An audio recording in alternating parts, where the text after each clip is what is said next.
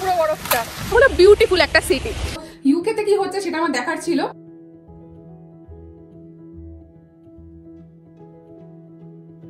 সময় এখন 8:45। সূর্যের আলো ভালোভাবে ফোটেনি এখনো। বাইরেটা ভীষণ ঠান্ডা আর ভিতরটা হালকা গরম বলে এরকম করে কাঁচগুলোতে ভেপার জমে গেছে। সকালে লেবু জল খেয়ে আমরা যাব মর্নিং ওয়াকে, কিন্তু মর্নিং ওয়াকে যাওয়ার আগে কিছুটা গরম জল আমি বাইরে রাখবো, কারণ আজকে প্রচণ্ড ঠান্ডা আর আমি দেখতে চাই সেই জলটা কতক্ষণে বরফ হচ্ছে বা আদেও হচ্ছে কিনা।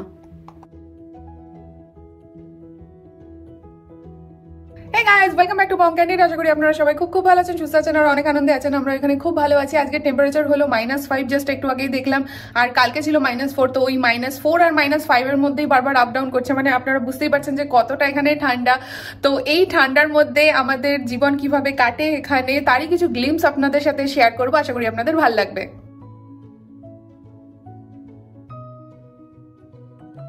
আজকে ক্লিয়ার স্কাই, তবে ক্লিয়ার স্কাই হলে স্নোফল হওয়ার চান্স বেড়ে যায়।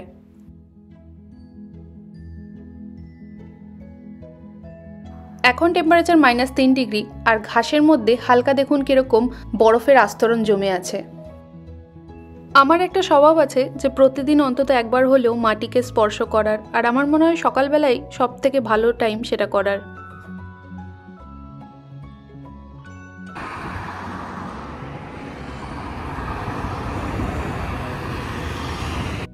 যেদিকটা সূর্যের আলো পাচ্ছে সেদিকের ঘাসগুলো বেশ সবুজ।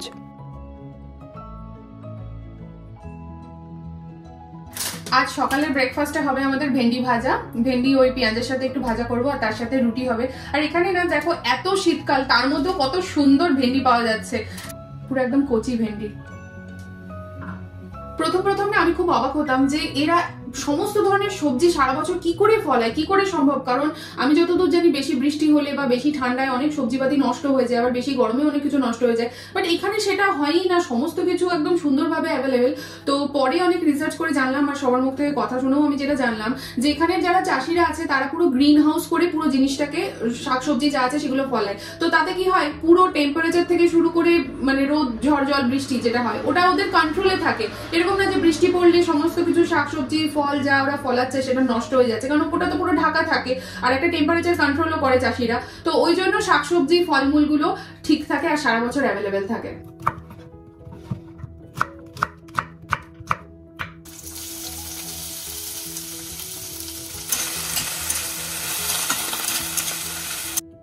এখানে গার্বেজ ক্লিনিংয়ের প্রসেসটা বেশ সিস্টেমেটিক।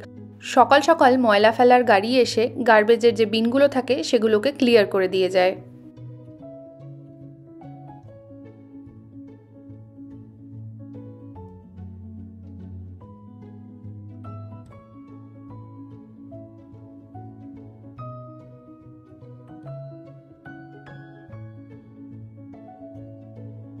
বিদেশের মাটিতে রুটি বানালে ভালোই হয়, বাট ওই রুটি বানানোর যে অতিরিক্ত ঝামেলা সেটা আমি মোটামুটি অ্যাভয়েডই করি ম্যাক্সিমাম টাইমে।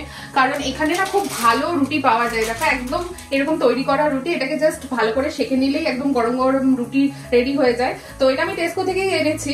তো এটাই আমরা জেনারেলি রাতে বা কখনো এরকম টিফিনে রুটি খেতে ইচ্ছা করলে এই রুটিগুলোই আমরা খাই। কালকে রাতে কি হয়েছে, আমি ডিমগুলো এই যে এখানে সব রেখেছিলাম, আর এই যে জানলাটা আছে এটা না আমি বন্ধ করতে ভুলে যাই। অ্যাকচুয়ালি আমাদের রান্নাঘরে কি হয়, এইখানে যে এক্সস্টটা আছে না, এটা থেকেও মানে হাওয়া আসে, ঠান্ডা হাওয়া আসে। তো ঠিক আছে, সেটা ম্যানেজেবল।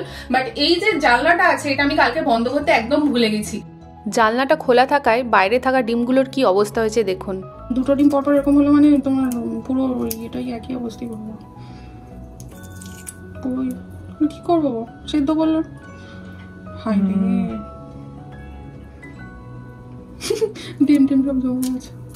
তা ওই জমে যাওয়া ডিমগুলো দিয়ে এক প্রকার যুদ্ধ করে এরকম পোজ বানানো হলো।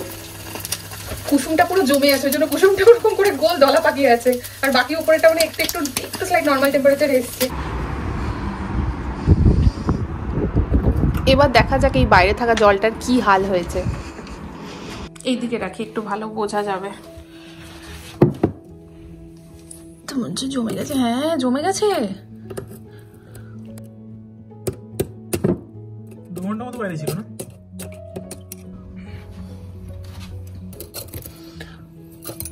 নিচটা জলে আছে, কিন্তু উপরটা পুরো বরফ হয়ে গেছে।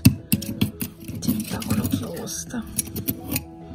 আমার এক্সপেরিমেন্ট করার ছিল যে সবাই দেখাচ্ছে যে এত ঠান্ডা, তার মধ্যে সবকিছু জমে যাচ্ছে, তো ইউকেতে কি হচ্ছে সেটা আমার দেখার ছিল।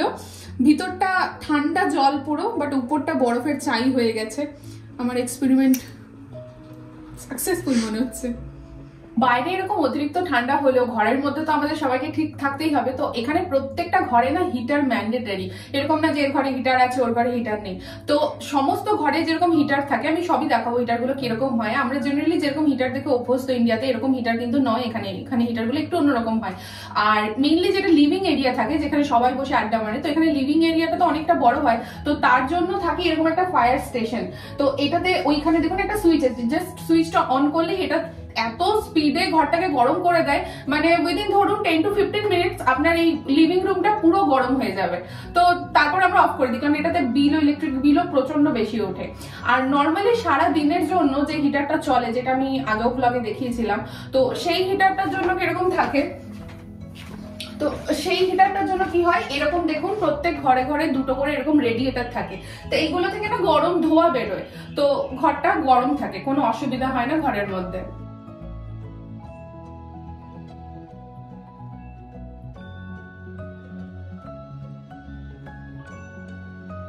শুভশ্রী, ওই দেখো চাঁদ দেখা যাচ্ছে।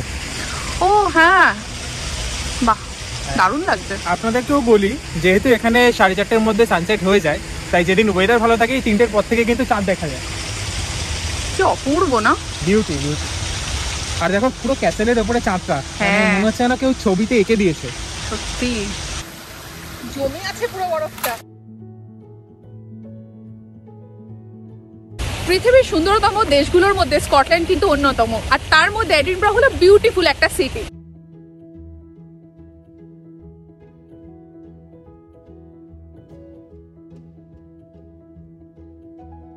মেনলি টুরিস্টরা আসে কিন্তু সামারের টাইমে, যেহেতু তখন একটু টেম্পারেচারটা হাই থাকে, কিন্তু এত ঠান্ডার মধ্যে টুরিস্টরা একটু অ্যাভয়েড করেই যায়। খুব কম সংখ্যক টুরিস্ট থাকে যারা এই উইন্টারের টাইমে ইউকে আসা প্রেফার করে বা সাহস নিয়ে আসে। কিন্তু উইন্টারের যে সৌন্দর্য অসাধারণ, দারুণ।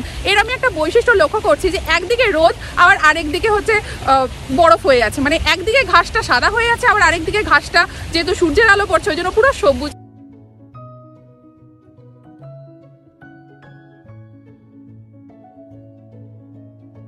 বরফে না ঘাসগুলো পুরো একদম শক্ত হয়ে আছে,